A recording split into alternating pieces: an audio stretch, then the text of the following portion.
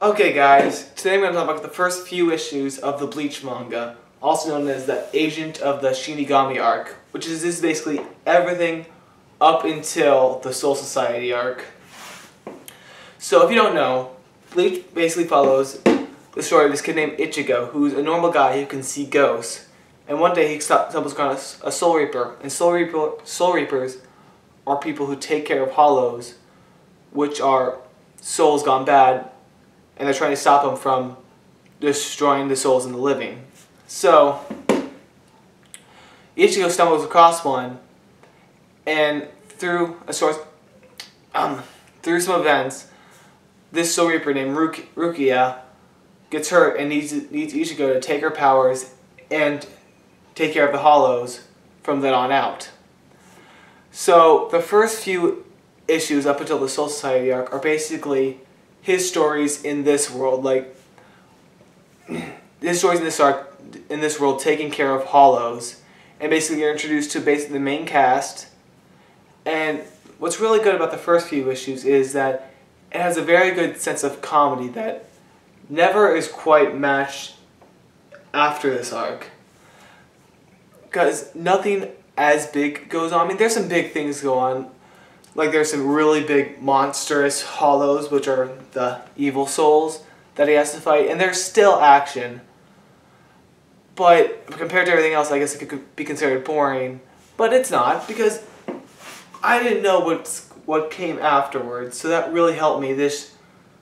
I just went with what I got, and what I got was very fun. It was very Monster of the Week-ish, so I was kind of wondering, hey, when's this whole story going to pick up? But not too much. It was nice to learn about Ichigo. I mean, the thing about Ichigo is, compared to other anime heroes in this genre, he's probably very different, because usually the anime heroes are pretty stupid. Like, they make him dumb and likable that way. Ichigo actually is smart and does have brains. And he's very sarcastic. Like, usually the main anime hero is very comedic, and people react, like the straight men or the other characters in the anime, and they react to his stupidity. In Bleach, Ichigo's more the straight man, and he's reacting to everybody else. But he's not so much a straight man that he's boring. He still has his own quirks, and he is still kind of bullheaded at times. But overall, he is smart, and that does show through. Another thing that really sets Bleach's manga apart from the other mangas is the artwork in this manga is beautiful. It's very crisp. His use, Tite Kubo, the writer's use of black and white, is just amazing. See, there's not many grays in this. There are some grays, but there is a lot of just black and whites. Like, Ichigo's costume, when he's in Soul Reaper mode, looks great. If I had to find an issue, is that, again, nothing really happens, and so every once in a while the comedy won't hit, just mainly because difference of cultures, they'll be kind of Japanese jokes-ish. And since really the strength of the first few issues is its comedy, that really hurts it. If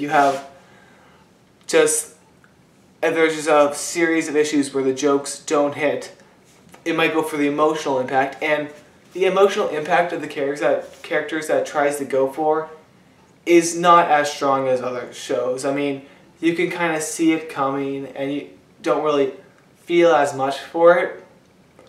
But when you do get it, it's fine. It's not like intrusive or anything. So that's why I say you should pick it up. Of the big three manga, anime, like shonen fight ones, I'd say this is probably the lesser of between Naruto, One Piece, and probably even Dragon Ball. But what sets it apart is I think its artwork and action is better. And at least at this point, it is funnier. The comedy starts to go away a little bit, and I will say the other ones surpass it in comedy. But it has one of the better main characters, and the artwork, so overall it's good. It's not amazing, but it is perfectly serviceable, and it is an enjoyable read.